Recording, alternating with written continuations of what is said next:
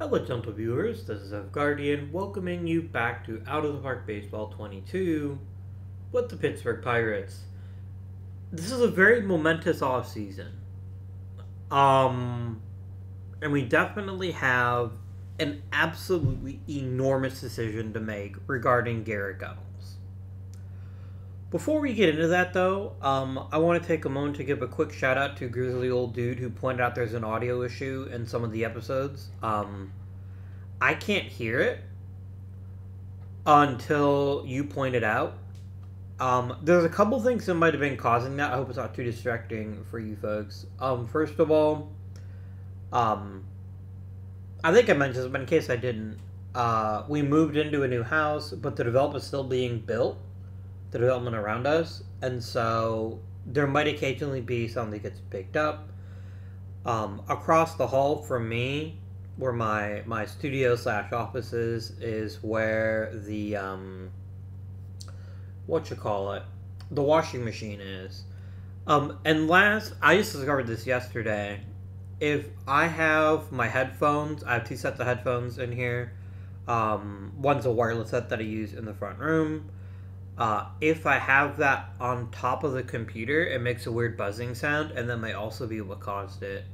I don't hear it because I have noise canceling headphones, and so I don't hear the sound unless it's a big thing. So I apologize. It's not anything I'm ever going to be able to catch. And unfortunately, the nature of OOTP is that unless I back up every single time beginning of an episode, I can't redo an episode. So if the sound is like that, I just have to apologize. But there's not really much I can do to fix it other than just try to replace it. I'm going to get rid of this. I don't know why I still have it. I have a pop filter for my microphone, but I'm nowhere near my microphone most of the time, so I don't really need it there. So, let us, my friends, begin the painful decision of what to do with Garrett Gunnels. You'll notice, owner goal, right off the bat, they want me to re-sign Garrett Gunnels. And the problem is not that Gunnels doesn't want to re-sign. He very much does want to re-sign. The problem is that Mr. Gunnels wants 4 years.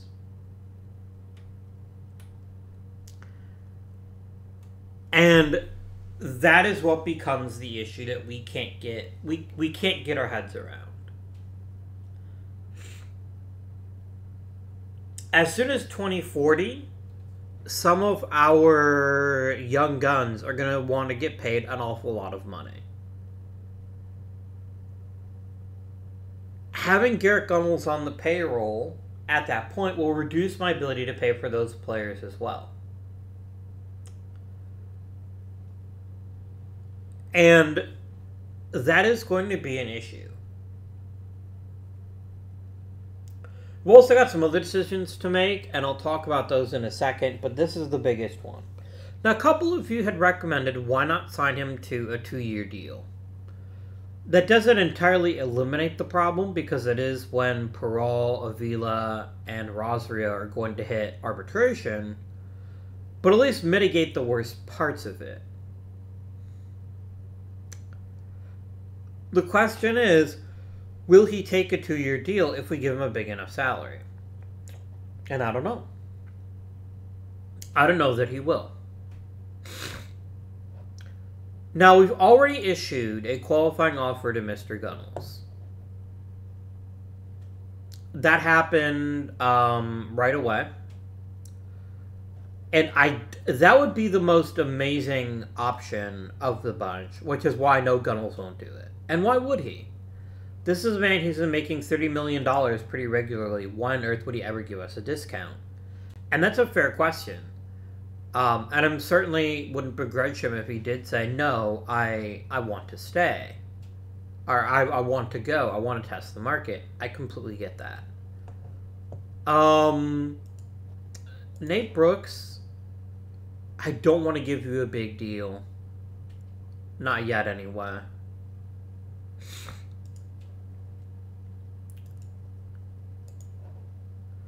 I will go ahead and re-sign Danny Cedeno. I know he's injured all the time.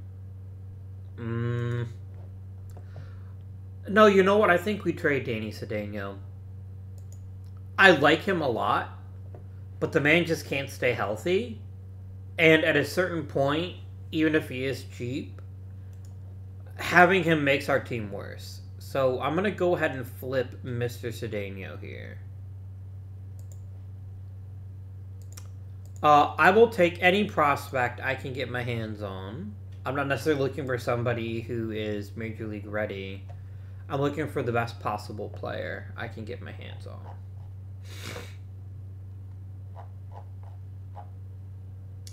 I'm seeing a lot of greens for relievers, which is a good sign, because if I can get a better reliever for the guy I've got now, why wouldn't I? Chris Perrine. I like you quite a lot, but I already have one of the best first basemen in the league.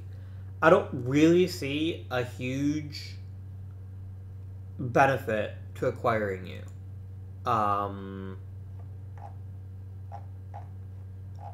Now, I did see a closer. I believe it was Josh Olson. Josh Sloan.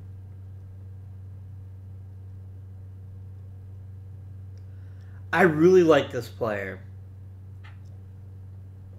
He's got a fastball slider combo, although his slider is pretty weak. And let me make it clear that Mr. Sloan is not Major League ready yet. His stuff also isn't very good either. But that's okay. I've got lots of ways to get relievers, and this makes us better off on the whole. But let's see if we can't maybe mitigate our risk some by getting another couple of extra players.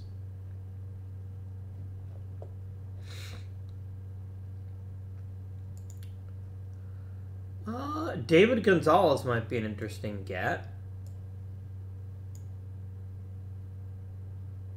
He'll think about that one.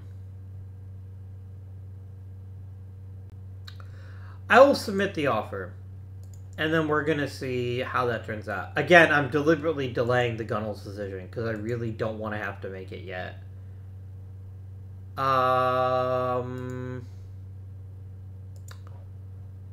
Almost.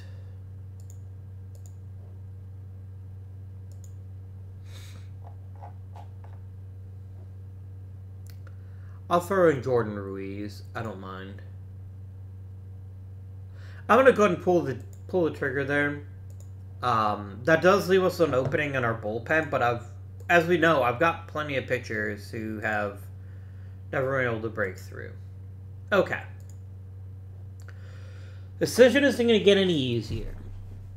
So let's talk it out, my friends. Well, I'll talk it out, and you'll listen to it later on.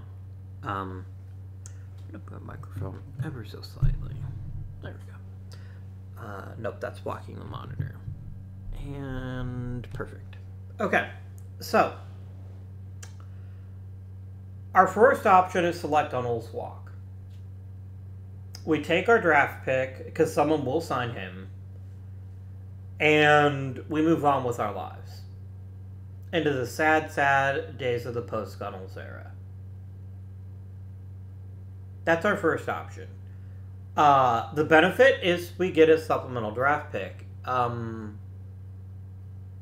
another first-round draft pick is never a thing you don't want. On the other hand, the con is we don't have Garrett Gunnels. We do have Esteban Salas, who is very close to Major League ready. We have Danny Lesbron, who could shift over to right. We've got options to replace him to the point where we wouldn't be totally screwed. But Gunnels is the best hitter on the team overall. Like, there is no more complete hitter on our roster than Garrett Gunnels. On the other hand, he's 34. And that number right there is the number that I keep getting stuck on. Because he's 34, he doesn't have a huge number of years left in his career. And he's only going to get worse as time progresses. Now, he hasn't made any drastic declines yet, which is very good news. But that doesn't mean that he won't.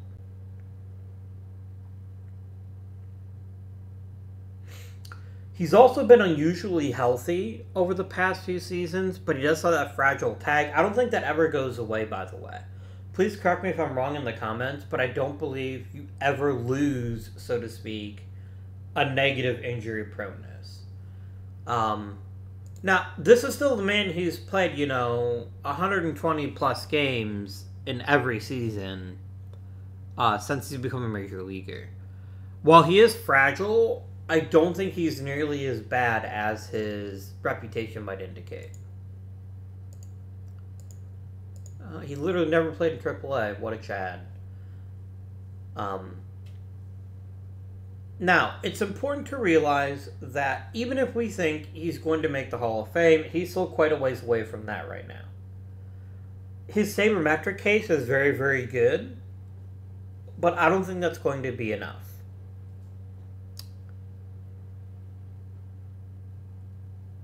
I think at a bare minimum, he needs 2,000 hits to even be considered. Otherwise, I think he doesn't make it.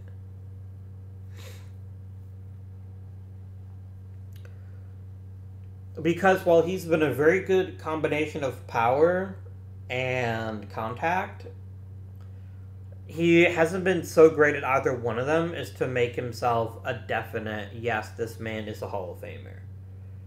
And remember, he averages 166 hits a year. That means it would take him another 4 years in order to get to 2,000 hits.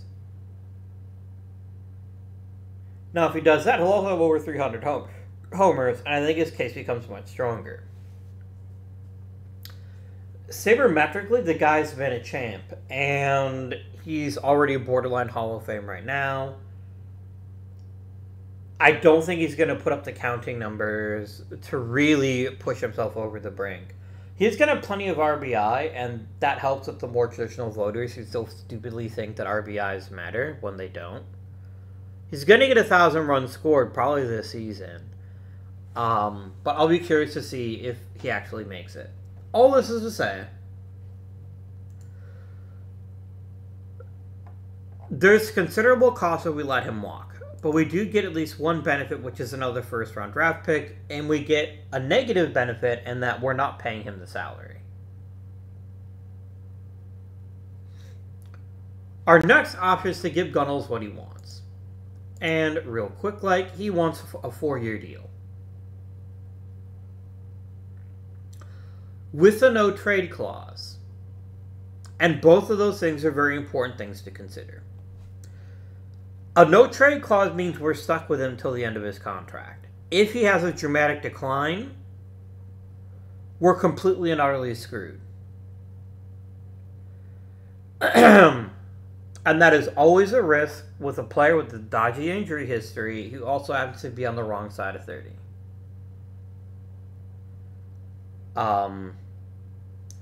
I doubt he would decline that dramatically. But it could happen. And the fact that it can happen, and especially the fact he won't budge on the no-trade clause,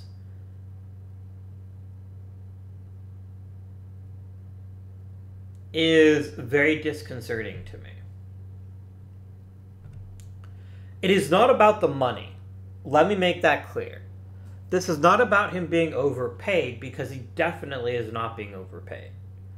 Remember, one win above replacement is worth between $8 and $10 million, depending on the model you use.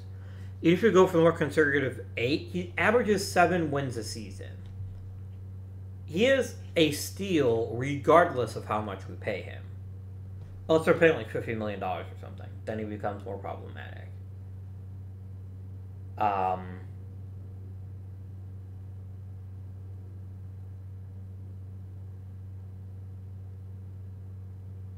So, this gives us stability. That's the good news. It makes the owner happy. And we get a pretty damn amazing player to boot. But we have no way out of this deal.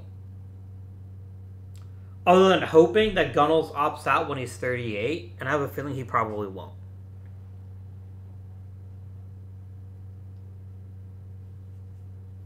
Now, very, very important thing to keep in mind.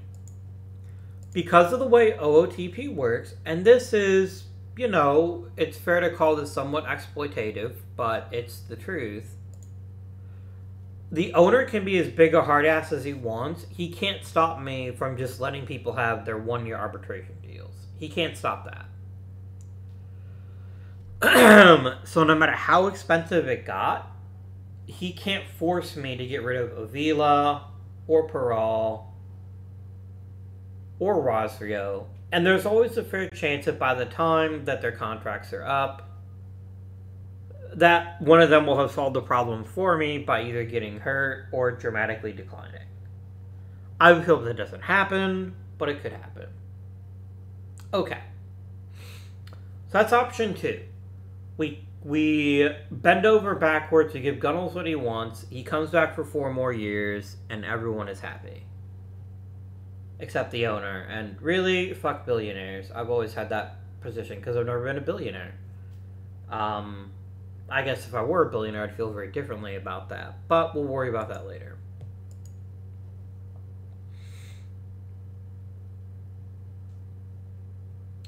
The third option is we try to pay him more money to take a shorter term deal. We offer him something like $40 million for 2 years.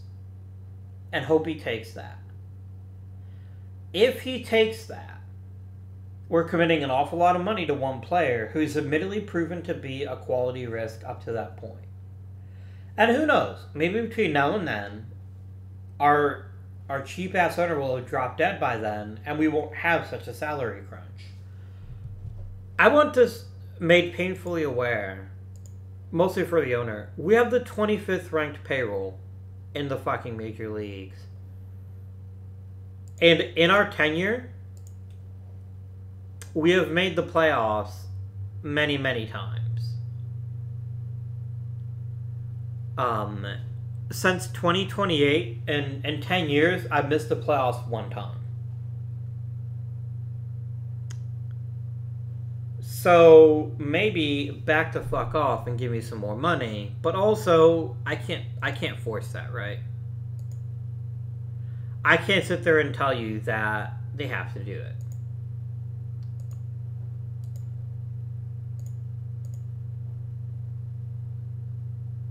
Now, the ultimate question is, would Gunnels take a shorter deal for more money? We don't know enough about his personality, really. Which is unfortunate. Sometimes it's listed here, but not always. It is not.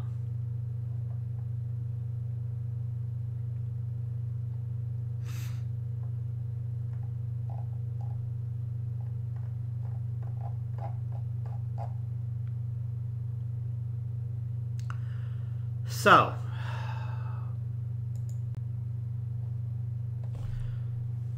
I don't know whether greed motivates him.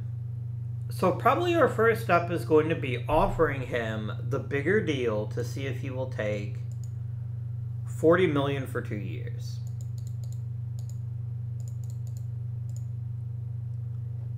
And then 2 years. Not an option. I'll even guarantee that year. Would you take this deal? No. This man is fixated on his fucking 4-year deal.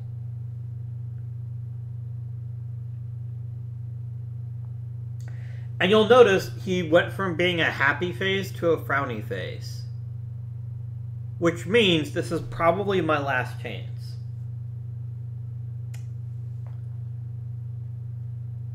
Gunnels. I thought we were bros.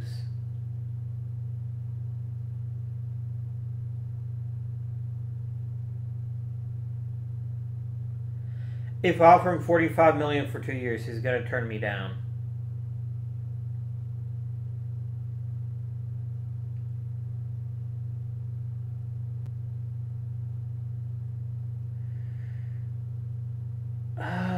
He's gonna totally go to the fucking Yankees or the Red Sox or something if I don't re-sign him.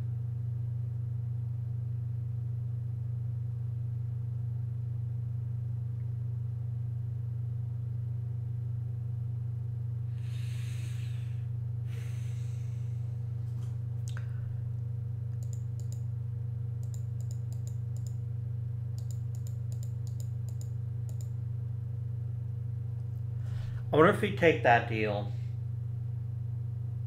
It front loads the deal a bit more, but it still gives him the 4 years he wants. It still gives him his team option.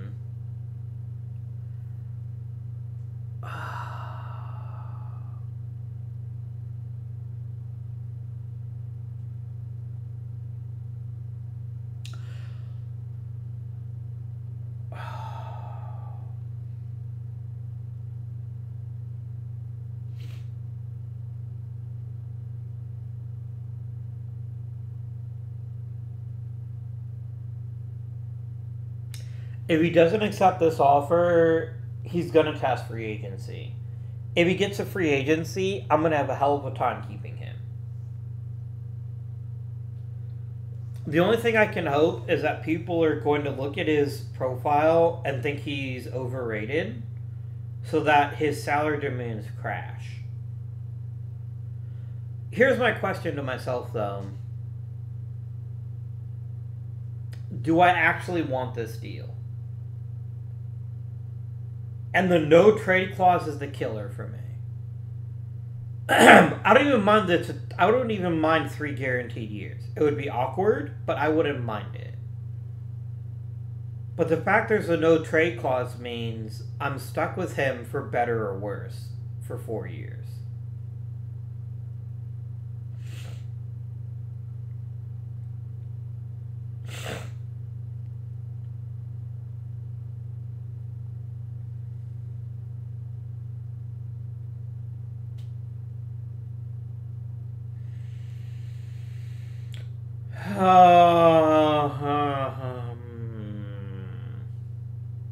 Let's try it. Okay, he actually would take that offer. Oh, this is such a bad deal. This is such a bad idea. But if I don't bring him back, the owner will get pissed off and he'll go to one of my rivals. So I'm going to count on the exploit to let me keep them as arbitration eligible. And just hope that he's somehow worth his contract. Yes. Done.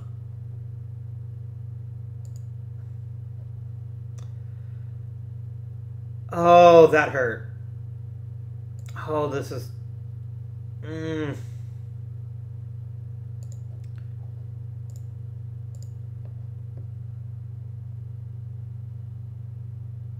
I have my other personnel? I do. Great.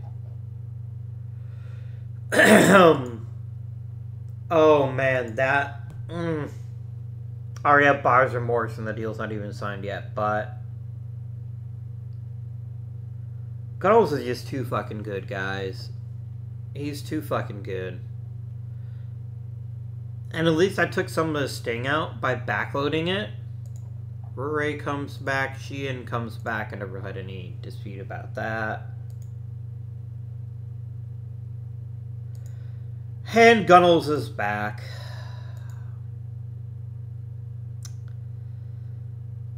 Yeah. I'm not unhappy about it because the benefit is I get Garrett freaking Gunnels for 4 more years.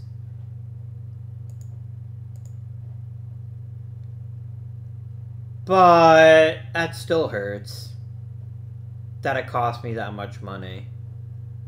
And now the player peril's up to 19th. Oh dear. And a third of that is just Gunnels. Oh wow. Maybe we should take a screenshot of that moment. I'll even go back to the email so you can look at it and be like, this is when Guardian fucked over his team. I should have just let him walk.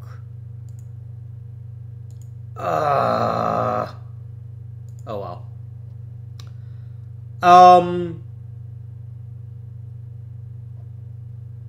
I wonder if I can't lock up one of the youngsters, or if that's no longer an option to me. I could do that. I don't want the opt-out, though. If I'm going to re-sign one of you jerks long-term, I don't want you to have an opt-out. I want my cost certainty, damn it. How much would it cost me to lock up Ricky Parole? Oh, he just wants a one-year deal.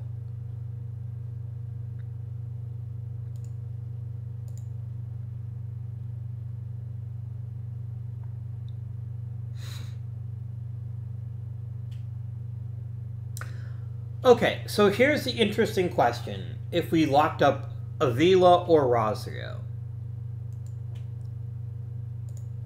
Avila's rated as durable, and he's already one of the best hitters in the major leagues. And there's still room for him to get better, but even if he doesn't, he's an incredible hitting catcher who fields pretty damn well despite his superficially bad ratings.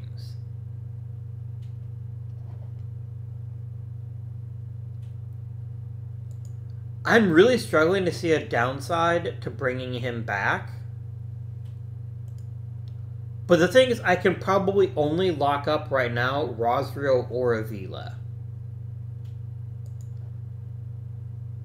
But Avila's going to be more valuable because A, because he's a catcher, but B, because he's got that great plate discipline. If Rosario ever has a bad average season, he's going to be a much less valuable player. Although still pretty damn valuable.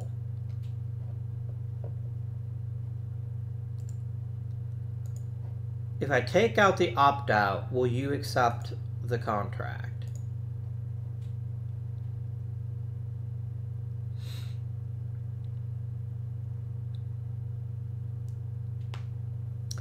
Because Avila's pretty damn good. And that battle play, even if he can't stick behind the plate. As I expected, he doesn't want to give up the opt-out. What about Rosario? I'll give you 10 years, dude. But I don't want the opt-out. I want you to not be able to leave me until I'm ready for you to leave me. Nope. Yeah, they're both going to be like that. That's fine. I don't blame them. The opt-out is a really powerful tool. I could lock up Nate Brooks, but... No?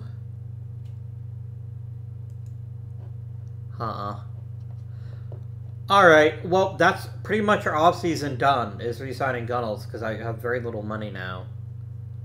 At least for non-tendering Carl Brown, so that's one thing off of my dealie here.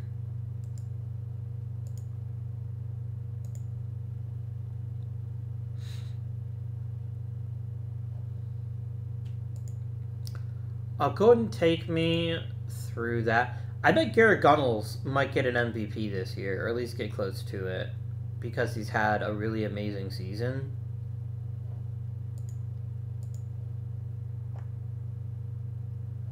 Okay, Gold Glove. Andy Eldridge got a Gold Glove. If Avila didn't get fucking Silver Slugger, I would be utterly shocked. Gunnels and Avila both got it.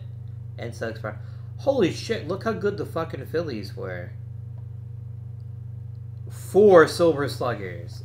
I had 3, and no one else had more than 1. That's pretty bonkers. I don't have the money to do any posting, otherwise I'd strongly consider it for some of these guys. That to be a little bit better, though.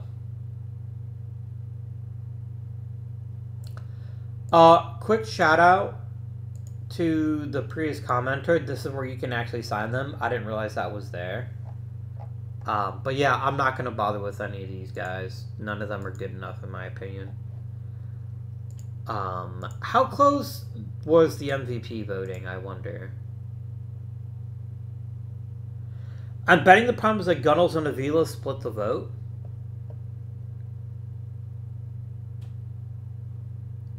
Oh, really? Gunnels finished 4th? I mean, Titan Lozen is a great name and hit 40 plus homers. Yeah, and he also was from the World Series winner. That makes sense.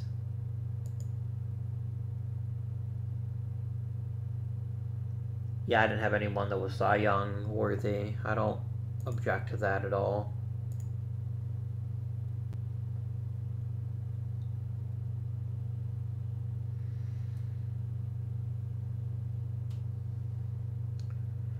So now it's where we start, like, slipping uncomfortable things into the owners, like tea at night or whatever. That's fine. I don't object to him making that much money. Now, I've got about $6 million to spend on free agents this offseason. What do I want to prioritize?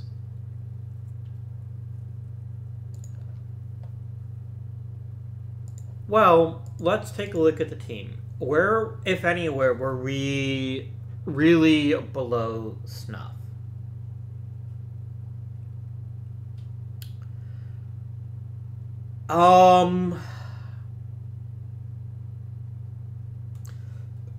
Bullpen?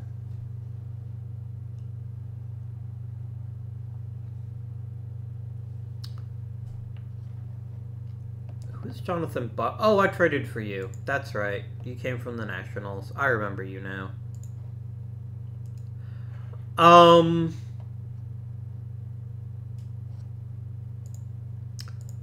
What do we have in the minors?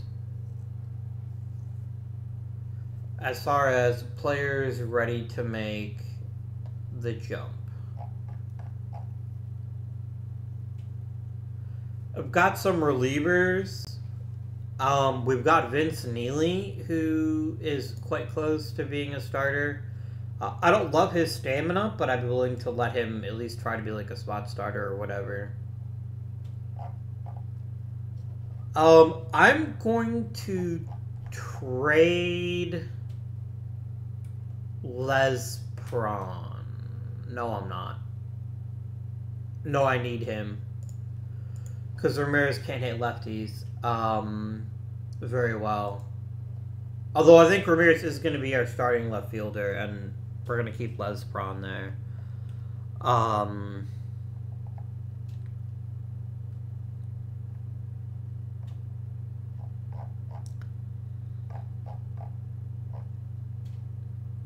Yeah, I'll take a look at the bargain bin and see if anybody tickles my fancy, but I'll be honest with you, I don't really think we need much. We just need a little bit more luck. And then I think we'll see a much better performance out of our team. We definitely could use a bullpen upgrade. So if we can find a decent, high-quality reliever that doesn't cost me too much money, we can definitely pursue that. We could also just promote some of our relievers in the high minors. Lord knows I've got quite a few of them.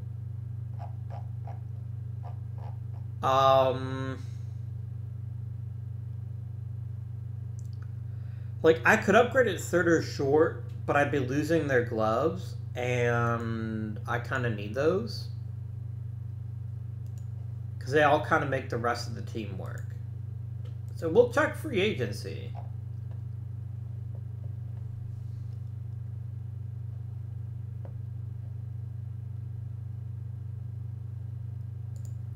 Man, poor Kemp Alderman.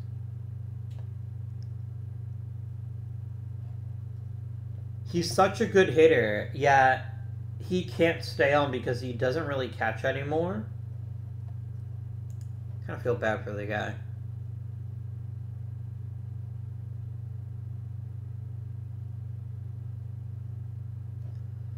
Now, we'd be talking to someone like Juan Rosillo would be the caliber of pitcher I might be willing to sign.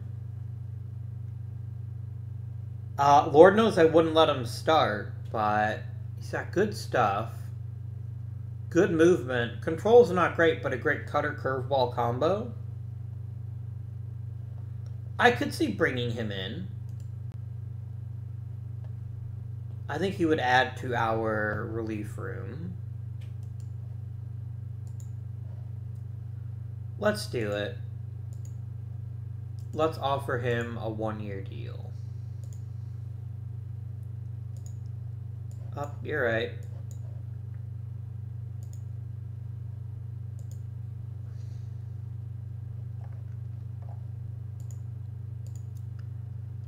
Hall of Fame voting.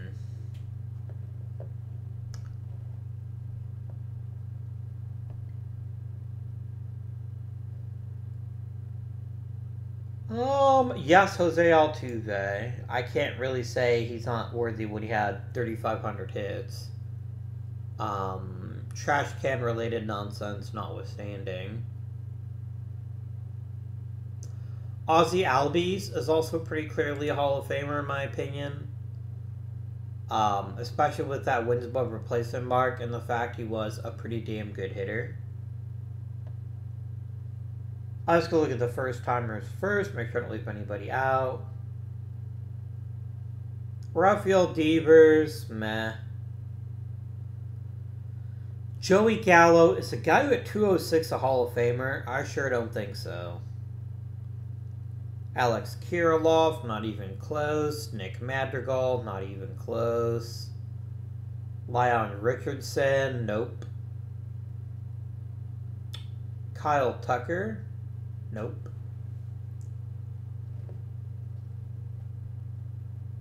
Alright. I will vote for Nolan Arenado. And Xander Bogaerts.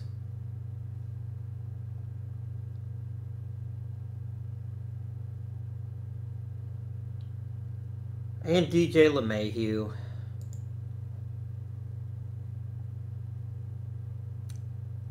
I sounded so utterly destroyed when I said and DJ LeMahieu, but I just don't think he's that great a player. Real Muto, yes. Jose Ramirez, yes.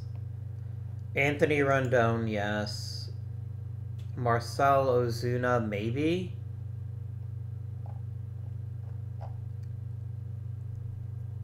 Garrett Cole, I think. Maybe. The problem is you're always going to have a really rough time getting into the Hall of Fame with less than 2,000 innings pitched. Yeah, it's got to be Jacob deGrom. If I'm only going to put one more person on my list. Oh, I can actually put two more. Chris Sale, let's try to get you over the top. I don't know if it's going to work, but we're going to try it. Continue.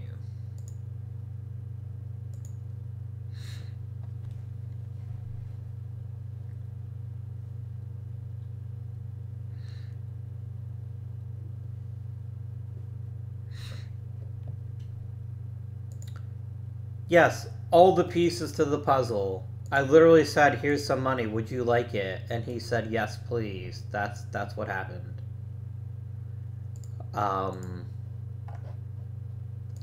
It wasn't exactly like a masterful negotiation involving multiple rounds of brilliant negotiations. It's just, here's some money.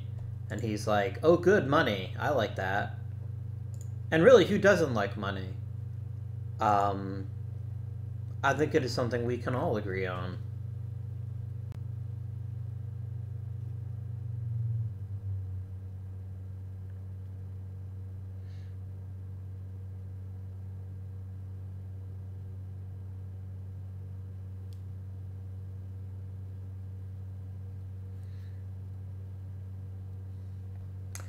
Is there a quiet off season? I admit, but there's also not much I can do. I mean, there is some value to considering trading Salas or one of my higher ranked rookies.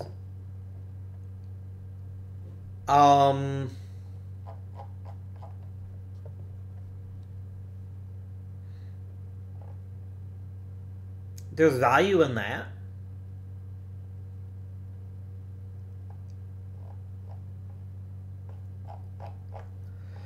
So my biggest concern right now actually is we still don't have a ton of great shortstops in our minor league system, even though we just signed a bunch of them last year. They're all very far away. And I think someone like Salas is marginally more valuable. What kind of shortstop prospect could I get for Mr. Salas?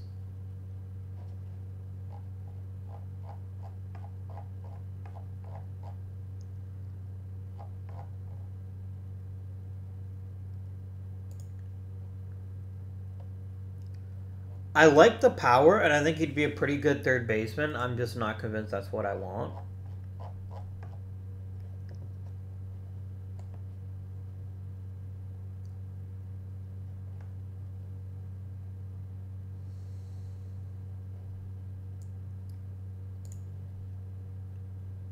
Benitez will never hit.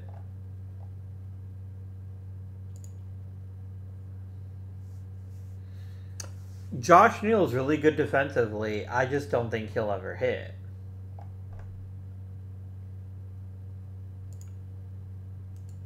Meadows might hit, but he'll never defend. Okay, here's my proposal to you, Seattle Mariners. I would like both of those players. I want Gwonky and I want Iverson. Can I get both? He really likes the deal, which means I should ask for more. You never give me Mike Cook. Yeah. I just did it for the fun of it, basically.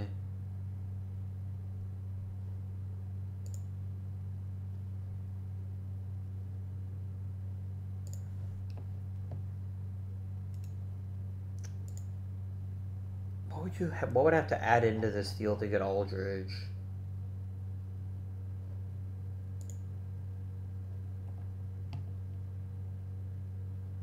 I really like this deal, actually. I agree that I might regret it because I do think Salas is going to have a really fine major league career.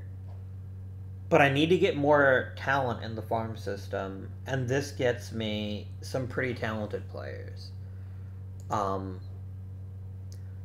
Gwonky is low-key, if he develops a little bit, a chance to get the starting third base job in a season or two. Didn't you used to be on my team, though? Yeah, sure enough, actually drafted you. A long time ago. That's how I got Esteban Salas. Oh dear. Well, I guess I have a type then. Yeah, we're going to pull the trigger. That's a good deal in my opinion.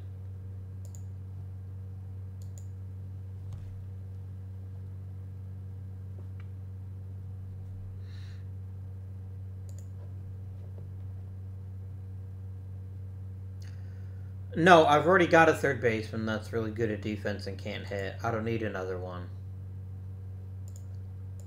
Rule 5 speaking,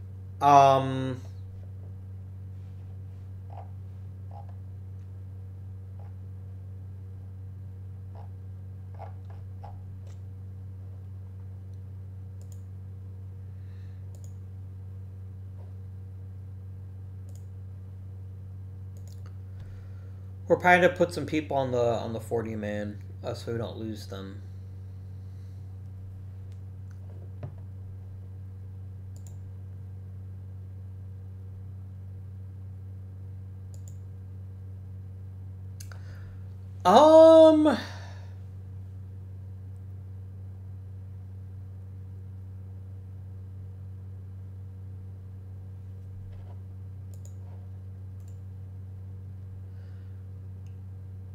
No, I'm not saying that he's not a good player, but what I'm saying is I don't feel like sacrificing my budget flexibility. Oh, I've actually got a little bit more money now.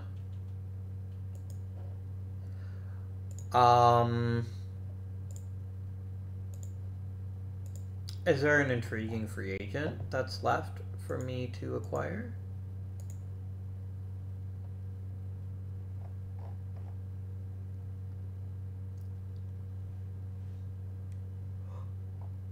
I could bring Zion Rose back. There's nothing there, really. I'm going to save my payroll flexibility so I can spend it on other things later on.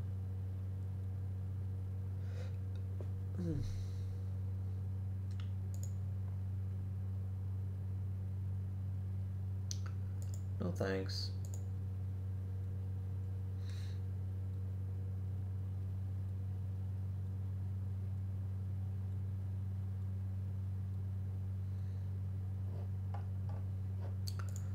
Real quick, David Gonzalez added to the 40-man. Guanqui added to the 40-man, because I don't want to lose either of them.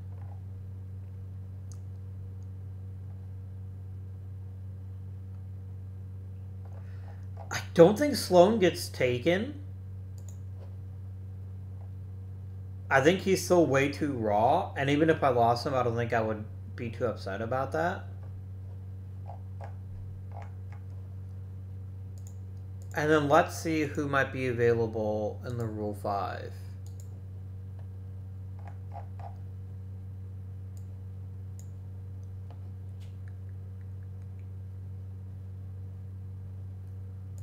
Are there any intriguing shortstop prospects?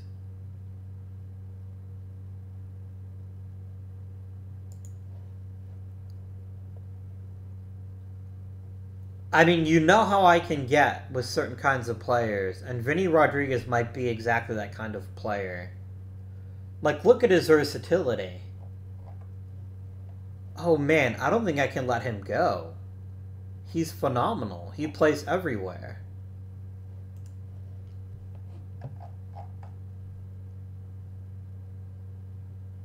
He's the kind of thing that dreams are made out of.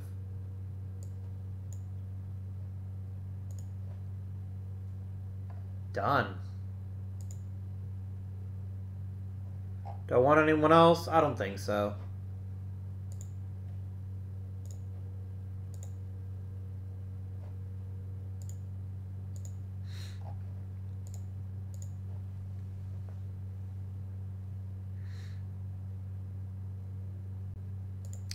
He just plays so many damn positions.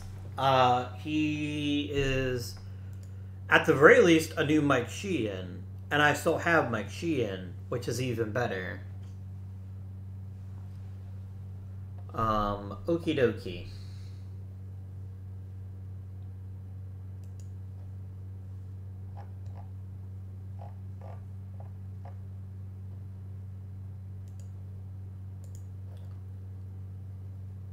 Just take away the no trade clause and I'll sign you right now. No? Okay. Alright. I think that will do it for our Rule 5 draft editions.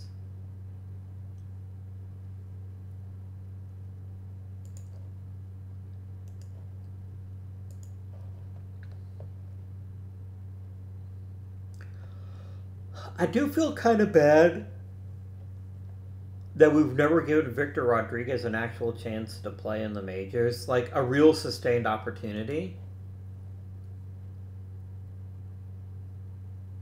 But Rurray is just a little bit too good at the things we need him to be good at.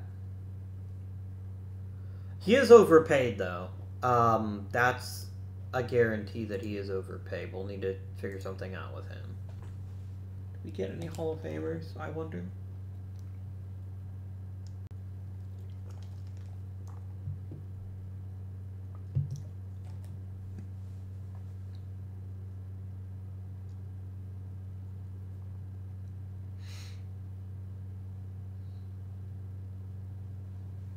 Detroit comes to terms with Fink. I thought, like, it's a real rat Fink.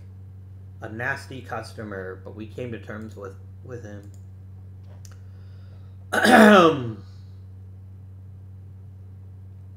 Ooh, sales backsliding.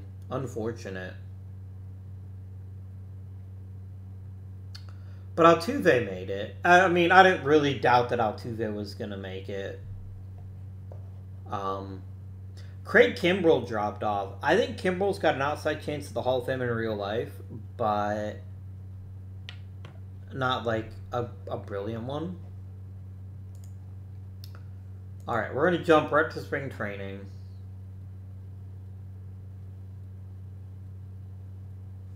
Oh, wait, hang on. Stop. I've got this extra free agent money just burning a hole in my pocket. Let's go ahead and add another $5 million to the scouting budget. There you go. Done. I wanted to make sure that I had that extra bit of money because I'd like to try to find some more cheap minor leaguers, please.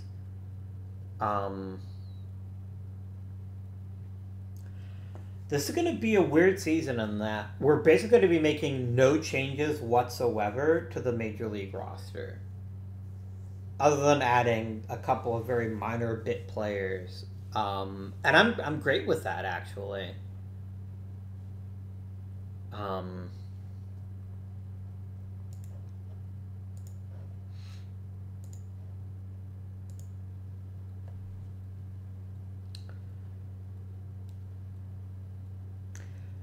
And I really truly believe, and maybe my beliefs are incorrect, but I really truly believe that what the Phillies pulled off is lightning in a bottle. And that they won't be able to replicate the performance, whereas I think we probably can. Because Ricky Prohl had a dirt awful season. A really bad season by his standards. And yet was still a productive player. If Prohl can tap into that second level, I mean, holy shit. Oh yeah, we got Manny Pozo too. Damn, there's my freaking...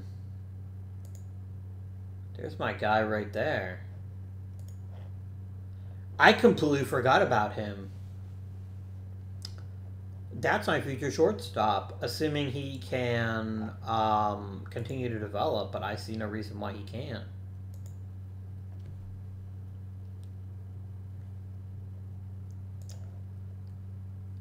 And how did I get Manny the Pozo? Ah. That makes sense. Please shortlist this gentleman for me. I would like to very much keep a very close eye on his development. Because if he can turn out to be a great hitter, here's my next megastar right here.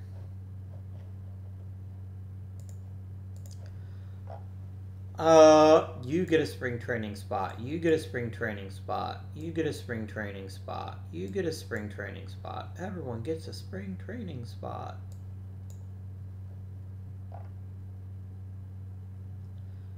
And then Fleischman and Burton will also get spring training roles. Set this up, please. Really? You think Vitae's my ace? I mean, I don't really care, but that's a bit odd to me, but whatever. Do it again. I do want a 6 starter on there. It's going to be Billy Fabiano. Alright. Line oops. Just do your thing. Set it however you'd like.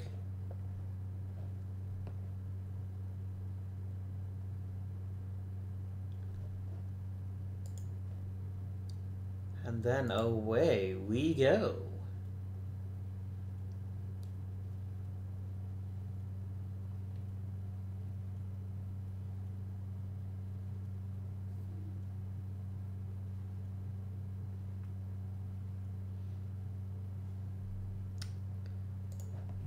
Damn, son. An arthritic elbow? And you're how old? 27? That's rough.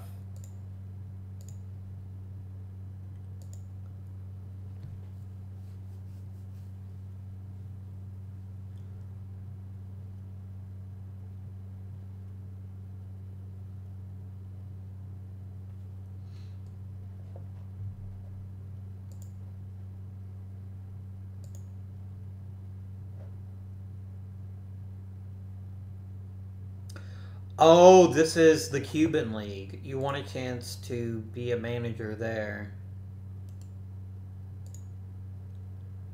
But I'd like to keep you. You've done a great job of developing my hitters through the lower parts of the minor leagues, so I'd like you to stay.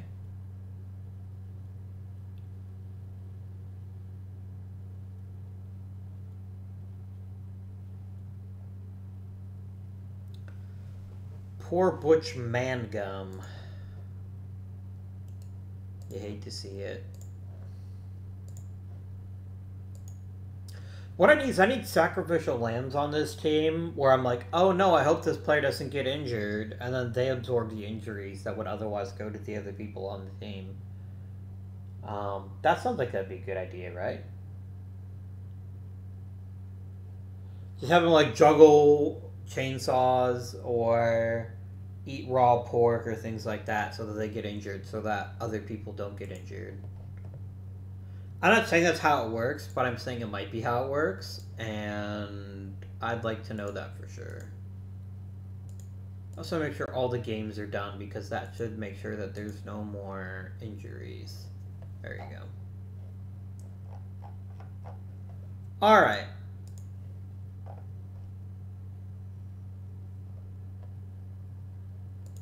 Player development.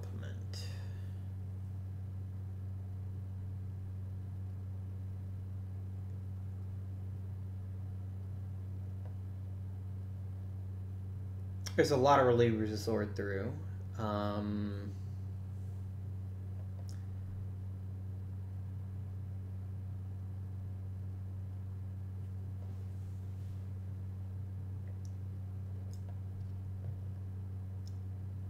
Andre Sevilla is even better at hitting.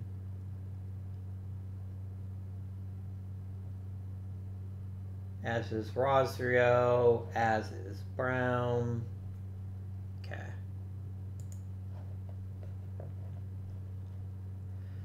I mean, a jammed finger is pretty bad.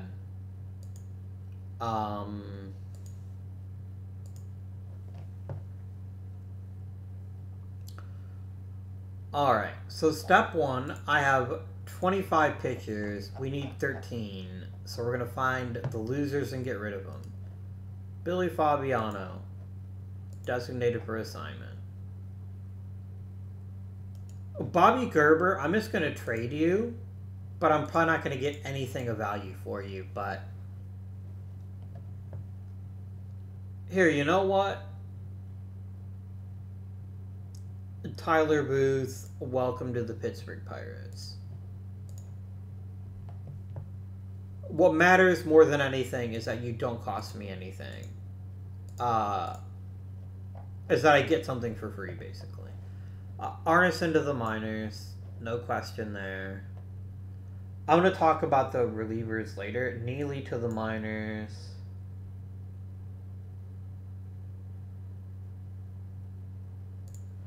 I'm going to trade Sobolewski.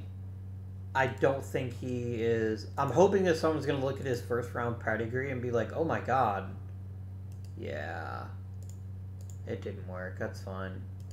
You're getting waived.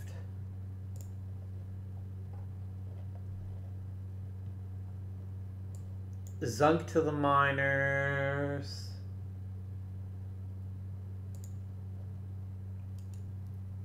And this brings me down to how many pitchers? 19, so I gotta go to 6 more. Okay.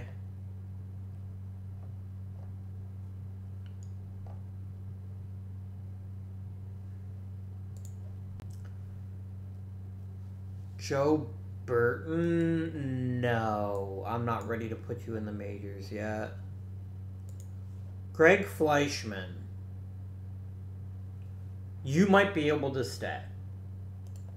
I'm gonna look at you again later on. Josh Keister. Also, very possible you could stick around.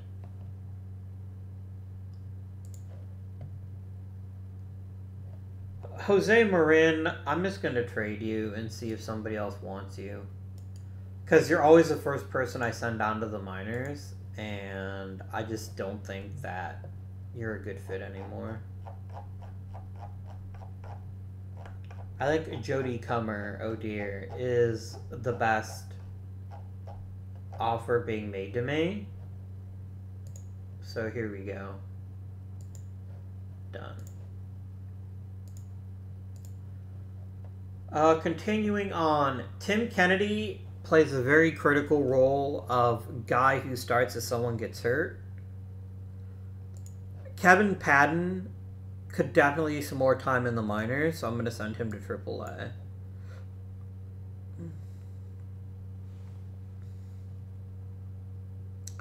Nate Wilcox is a lefty. Then again, so is Mike Brunmeyer, but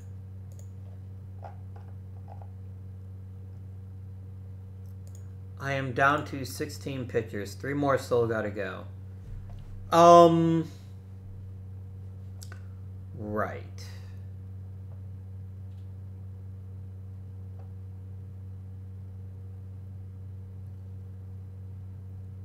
I will keep Josh Keister, and I'll send down Greg Fleischman to AAA. Kennedy's my backup starter. Gotta go to 2 more pitchers. Joey Vineyard, I'm gonna trade you.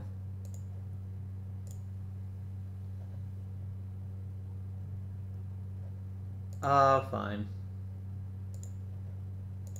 I'm not even gonna look at the guys I'm trading for because it's just about clearing up the 40-man spots. 14 pitchers. I mean, the obvious one to send down would be Nate Wilcox. But the thing is, Brunmeyer is too damn good to be pigeonholed as an anti-lefty guy. He needs to be pitching as much as possible.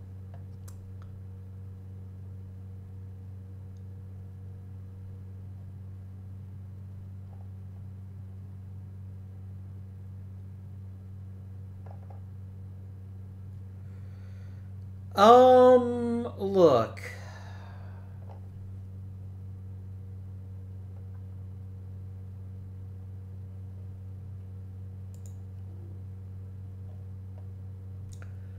Oh, literally the guy I just signed looks like he's the weakest link.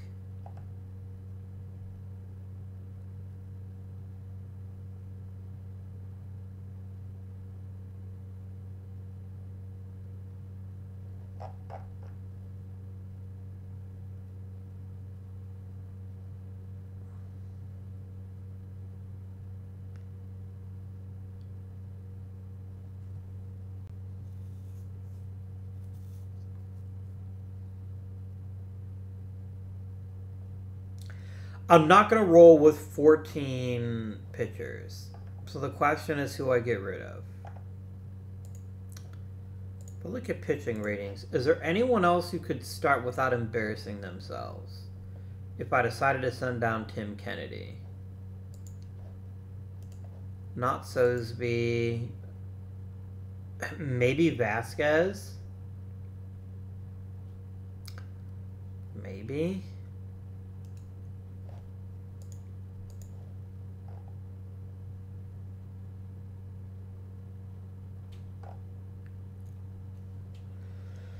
I could just send down Keister, but I really don't want to. But maybe that's... No, you know what? It's get rid of Dane Vasquez, isn't it?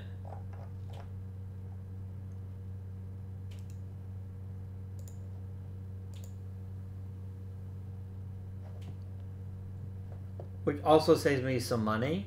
Yeah,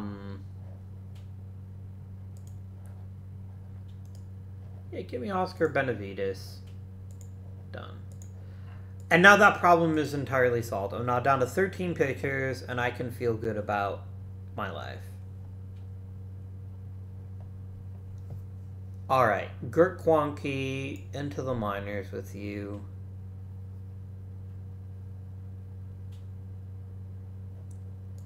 Aldridge to the minors. Gonzalez to the minors.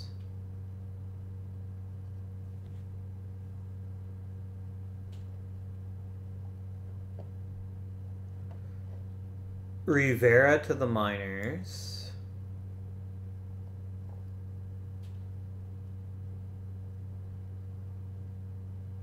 And Ramberg designated for assignment. Down to 26. Awesome. Awesome to the max. Alright, let's set up our pitching staff.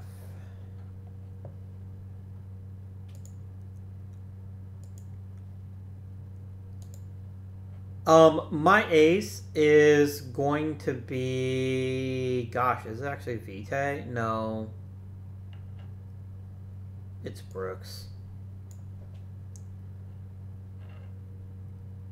Then Vitae, then Swee. No, sorry, Eldridge, then Swee. And Buckwalter as our 5th starter.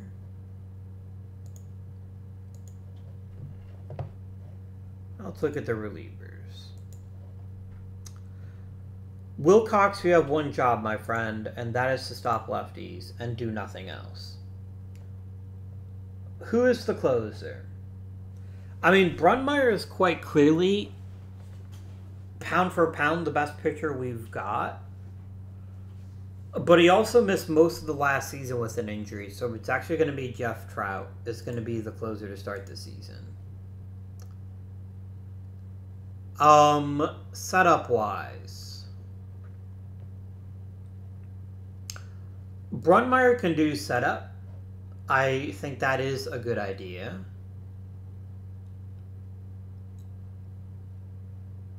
And then the other setup is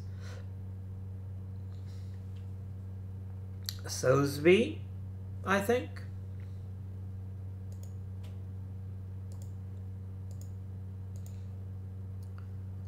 Kennedy is emergency starter, long relief. Myers and Keister are just going to be... And everyone else is going to be flat out middle relief.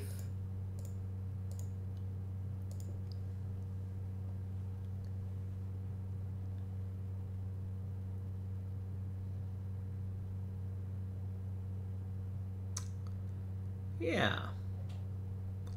I think this will play.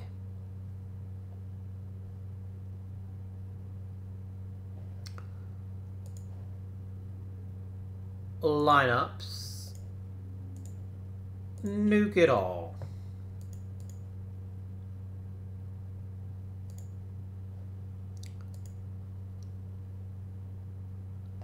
There's a very excellent argument to be made that Andre Sevilla should be our new number 3 hitter, but it's gonna be Gunnels. He's definitely earned it.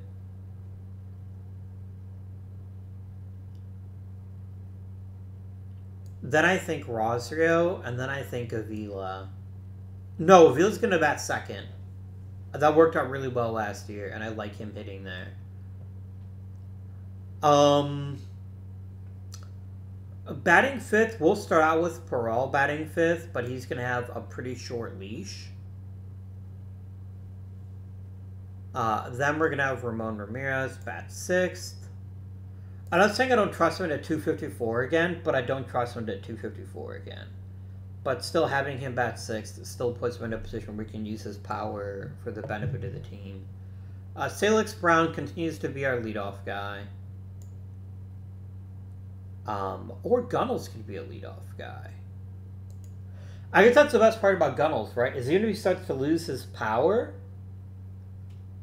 he's still going to be a great on-base guy, and so we could push him up and let Brown drop down a bit where you can use his power, but Gunnels is still the better power hitter of the two, so that's fine. Rure playing 3rd, and Wynn playing shortstop. Let's talk about bench guys. Lespron is number 1 backup at both of the corners. I'm going to let Lespron play once every 10 days in an effort to keep Gunnels nice and healthy. Because Lespron is a good enough all-around player that I don't mind him spelling Gunnels. So that's what he'll do. against righties anyway. Backup for center field is going to be Nate Hurd and Vinny Rodriguez.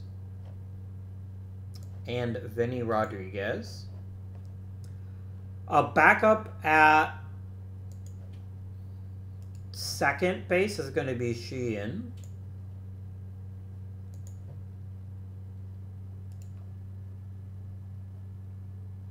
And Vinny's going to play third and short as backups, right? He's a 63. Sheehan is a 68. No, Sheehan is actually the better shortstop, so we're going to do that. But then Rodriguez is going to back up wherever Sheehan doesn't.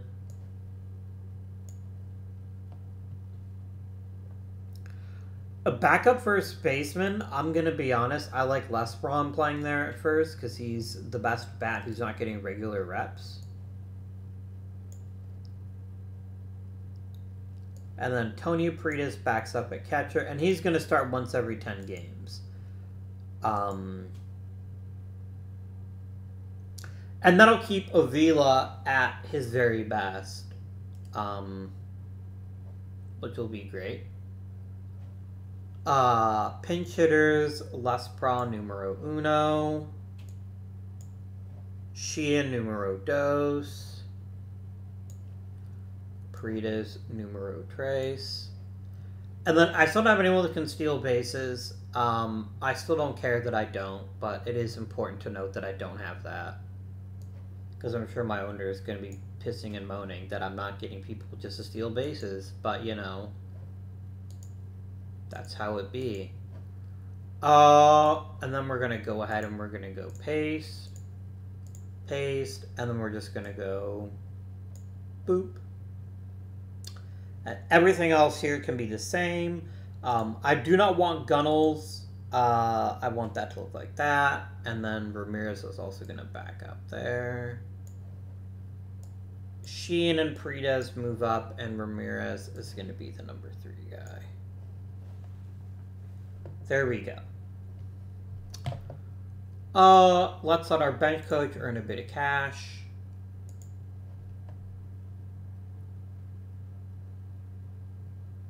I disapprove of you batting Gunnels so low, but I guess I get it.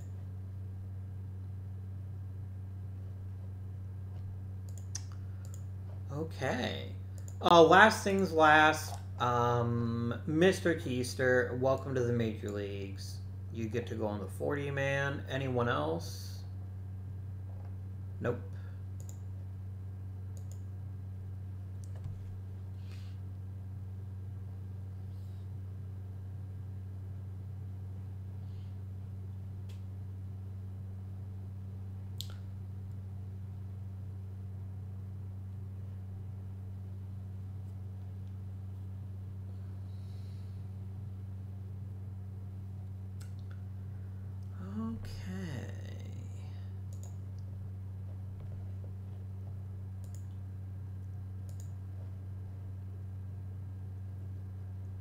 Look at Manny Pozo.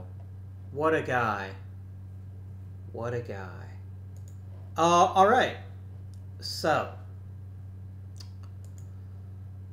How is this team going to go this year? I'll be honest, I genuinely don't know. A couple of things are going to really play into how successful we are. First off, we probably have the deepest bullpen we've ever had. And there's still lots more people hanging out in the minors that can be brought in. That's a real strength of this team. And I'm really excited to see how we do this year. Our rotation is not as deep. If there is a weakness in this team, it's that our second and third line starters aren't that impressive.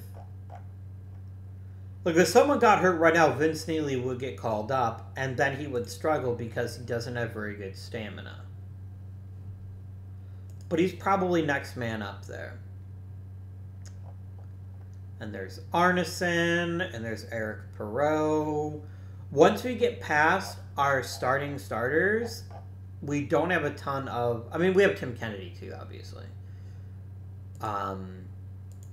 So there's definitely some concerns there. I need my rosters. Waivers and DFA. They all cleared as I suspected they would. Let's get you demoted. I'd really feel better if we had another starter in the minors that I could really trust. I don't have that right now. I'm going to very quickly jump onto free agency and see if there's any starting pitcher that doesn't have a job that might be willing to sign a minor league deal. What? Our old pal? Okay, first of all, offer contract.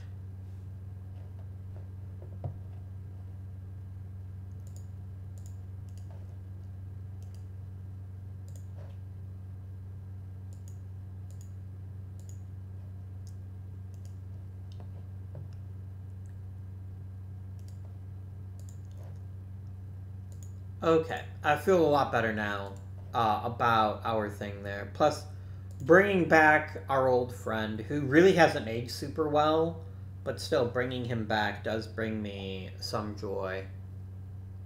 Oh, you know what? The owner told me to bring in a hometown player, and I definitely haven't done that. We'll see what happens. But yeah.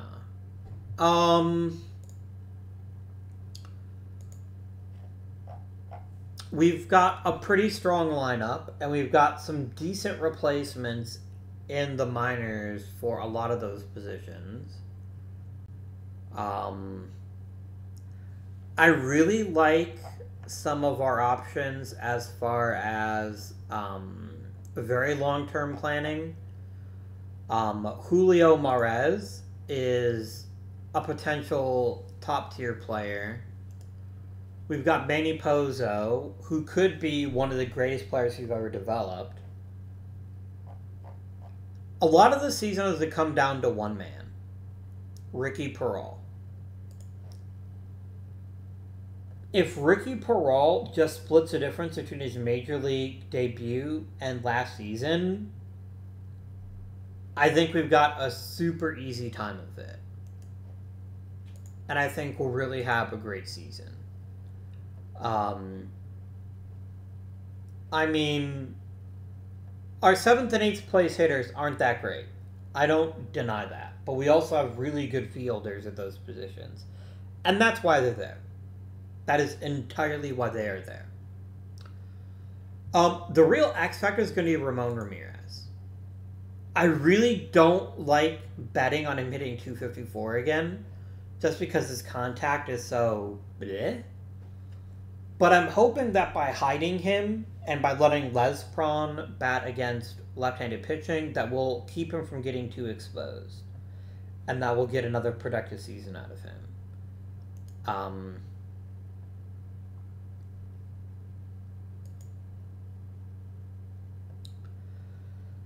But yeah. We're still going to have a very interesting decision a couple years down the line when... Would you just freaking let me sign you to long-term deals, you three? And stop being like, oh, I want an opt-out. Well, I don't want to give you an opt-out. I want you to be mine forever.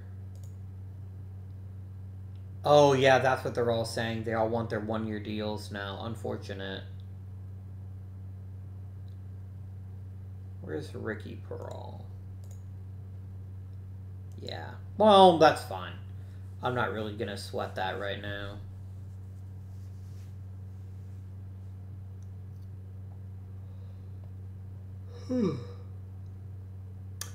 Anyway, though, that will conclude our episode. I hope you all have been enjoying this series. I hope we're going to enjoy this Gunnels deal, although I suspect we won't. But it had to happen. It had to happen. Will he be a Hall of Famer by the end of that contract? Like, he's borderline right now. If he gets to 2,000 hits, I think the rest of his numbers. So let's talk about this, right? You get four years of every stat. It's going to push him close to 500 doubles. It's going to push him over 2,000 hits, barely. It's going to push him over 300 homers. And this all assumes that he just maintains his averages. He's going to blow past 1,000 walks this season. And he's also going to get past 1,000 runs scored. Will he get past 1,000 ribbies? I doubt it. But he's not far from that either.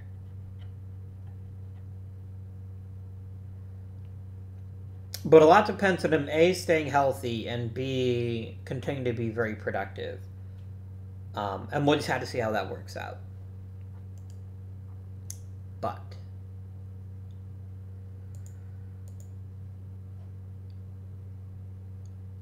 we're going to end the episode here.